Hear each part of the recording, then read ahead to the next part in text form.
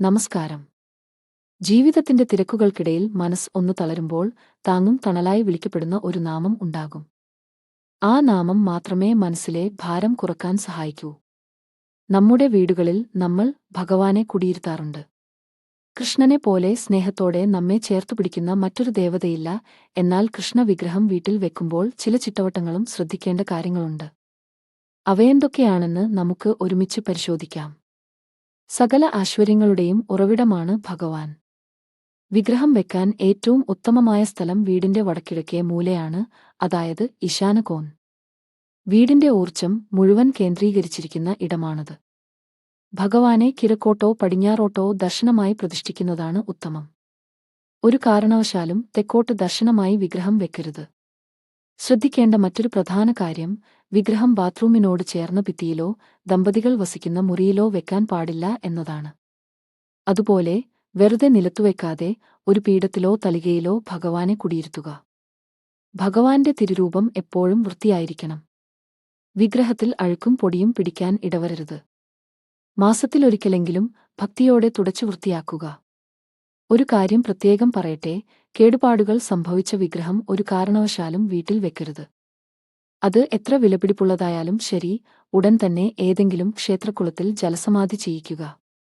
ഭഗവാനെ അലങ്കരിക്കുമ്പോൾ നമ്മൾ ശ്രദ്ധിക്കേണ്ട ചില കാര്യങ്ങളുണ്ട്.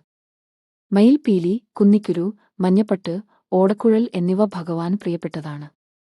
വിഗ്രഹം നമ്മുടെ തലയ്ക്ക് മുകളിൽ ഉയരത്തിൽ വെക്കാതിരിക്കാൻ ശ്രദ്ധിക്കണം.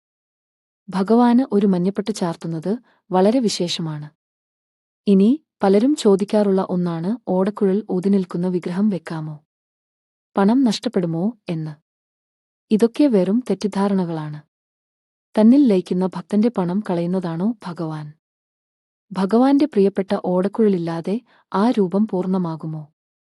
അതുകൊണ്ട് ഇത്തരം അന്ധവിശ്വാസങ്ങളെ ഒട്ടും ഗൗനിക്കരുത്. ഓടക്കുഴൽ ഊതി നിൽക്കുന്ന ഭഗവാനെ കണ്ടു തൊഴുതാൽ വീട്ടിൽ ശാന്തിയും സമാധാനവും നിറയും.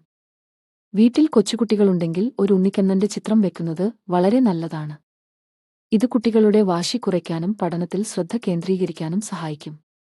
ഗോപാലകൃഷ്ണ സങ്കല്പം ദാരിദ്ര്യത്തെ അകറ്റി ഐശ്വര്യം നിറയ്ക്കും. ഭഗവാന് പാൽപായസം നേദിക്കുന്നത് ഭക്തിയുടെ ഏറ്റവും വലിയ അടയാളമാണ്. ഏകാദശി, അഷ്ടമി, രോഹിണി തുടങ്ങിയ വിശേഷ ദിവസങ്ങളിൽ ചെത്തിയും തുളസിയും മന്ദാരവും കൊണ്ട് മാല കെട്ടി ഭഗവാനെ പൂജിക്കുക.